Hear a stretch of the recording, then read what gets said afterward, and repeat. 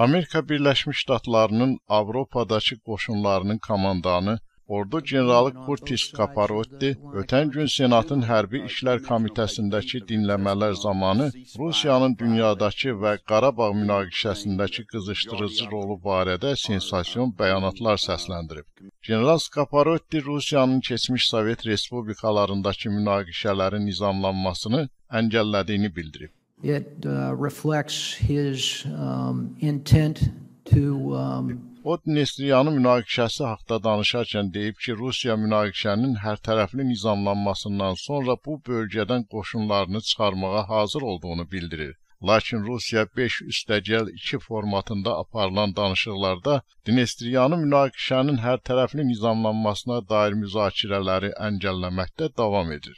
General Kaparottinin qənaətinə görə Moskva həm Ermənistanı, həm də Azərbaycanı silahlandıraraq Dağlıq Qarabağ münaqişəsində pozucu rol oynamaqdadır. Eyni zamanda Rusiya bu münaqişənin nizamlanması üçün beynəlxalq öhdəçiliyə əsasən ATƏT-in Minsk qrupuna həmsədrlik etməli olduğu halda Ermənistan ərazisində hərbi baza saxlamaqda davam edir.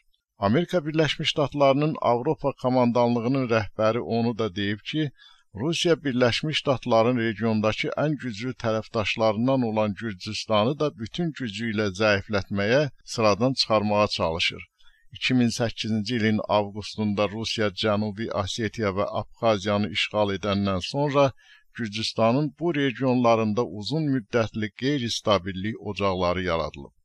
General Kaparotti əlavə edib ki, Rusiya qonşu ölkələrdəki etnik ruslarla bağlı aqressiv təbliğat kampaniyası aparır.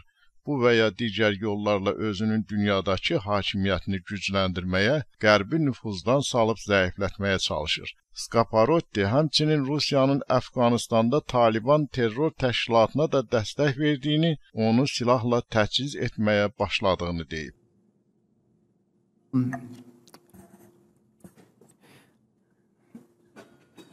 I don't know the forum personally. I know that we've engaged with them diplomatically, but I couldn't tell you the forum, sir. All right. Thank you very much. Thank you, Mr. Chairman.